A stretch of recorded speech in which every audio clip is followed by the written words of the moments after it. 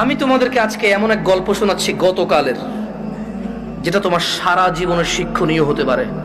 আর আজকের দিনে আমি বিলিভ করি, যদি আমি এরপর আর একটা বক্তব্য না দিই, একটা হাদিস, একটা আয়াত না বলে, যদি ওয়া আখিরু দাওয়ানা আলহামদুলিল্লাহি রাব্বিল আলামিন বলে চলে যাই, আমার এখানে আসা সার্থক। যদি তোমরা বুঝতে পারো আমার কথা, তোমরা মনোযোগ দিয়ে শোনো।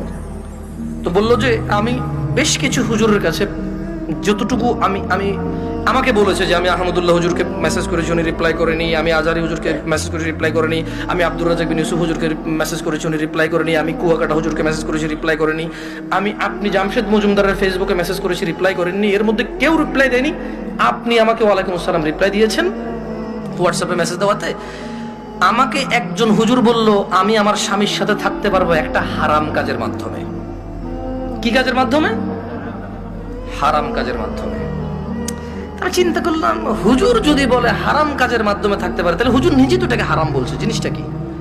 তখন আমি বোনকে আর সাহস করে কিছু না বলে আমি শেখ মুস্তাফিজুর রহমান বিন আব্দুল আজিজ আল মাদানী হাফিজাহুল্লাহ, উনি সৌদি আরবে হাফারুল বাতান ইসলামিক সেন্টারে ছিল, খুব আদর করে আমাকে। আমি বললাম যে আমি একজন বড় আলেমের নাম্বার দিচ্ছি, আপনি ওনাকে কল দিয়ে আপনার মাসালাটা জেনে নেন। আমাকে আপনার পুরো কথা খুলে বলার দরকার নাই, আপনি ওনার সাথে ডিসকাস করেন। ঠিক 2 ঘন্টা বা 3 ঘন্টা পর উনি আমাকে মেসেজ দিল যে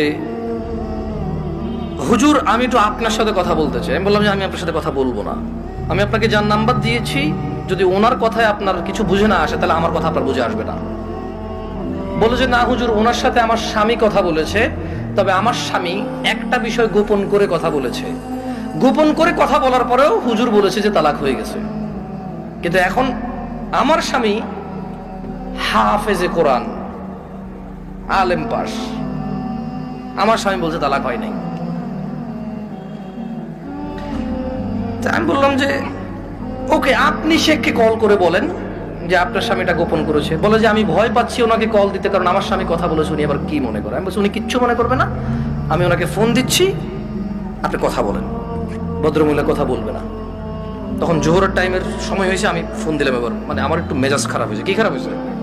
মেজাজ খারাপ হয়েছে। ওই ভদ্রমহিলা আমাকে বারবার বলতে চেষ্টা করতেছে যে আমার একটা বাচ্চা আছে, যদি এখন আমরা স্বামী স্ত্রী আলাদা হয়ে যাই, আমার বাচ্চাটার কি হবে? কনসার্ন কোথায়? বাচ্চা।